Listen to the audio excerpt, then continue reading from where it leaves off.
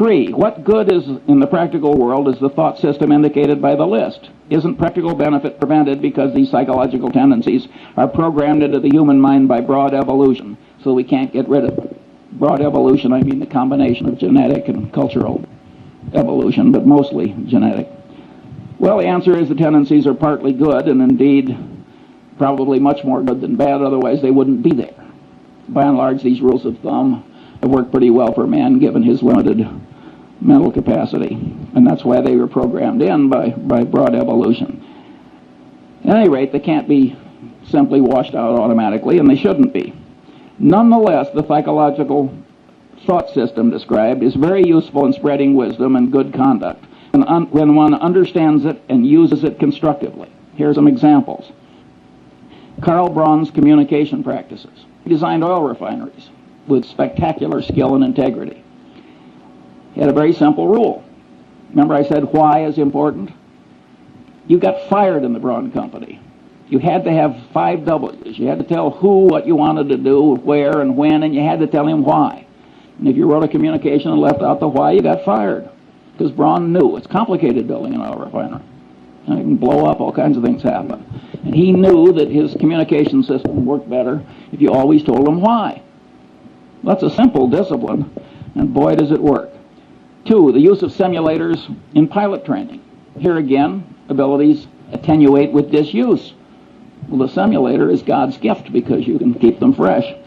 The system of Alcoholics Anonymous. That's certainly a constructive use of somebody understanding psychological tendencies. I think they just blundered into it, as a matter of fact. So you can regard it as kind of an evolutionary outcome. But just because they blundered into it doesn't mean you can't invent its equivalent when you need it for a good purpose. Clinical training in medical schools. Here's a profoundly correct way of understanding psychology. The standard practice is watch one, do one, teach one. Boy, does that pound in what you want pounded in. Again, the consistency and commitment tendency. And that is a profoundly correct way to teach clinical medicine. The rules of the U.S. Constitutional Convention. Totally secret, no vote until the final vote, then just one vote on the whole Constitution. Very clever psychological rules. And if they had a different procedure, everybody would have been pushed into a corner by his own pronouncements and his own oratory and his own, and no recorded votes until the last one. And they got it through by a whisker with those wise rules. We wouldn't have had the Constitution if our forefathers hadn't been so psychologically acute. And look at the crowd we got now.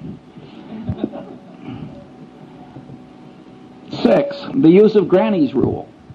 I love this. One of the psychologists who works with the center gets paid a fortune running around America, and he teaches executives to manipulate themselves.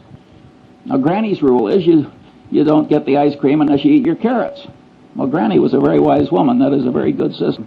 And so this guy, very eminent psychologist, he runs around the country telling executives to organize their day. So they force themselves to do what's unpleasant and important by doing that first and then rewarding themselves with something they really like doing. He is profoundly correct. 7, the Harvard Business School's emphasis on decision trees. When I was young and foolish, I used to laugh at the Harvard Business School. I said, they're teaching 28-year-old people that high school algebra works in real life. We're talking about elementary probability.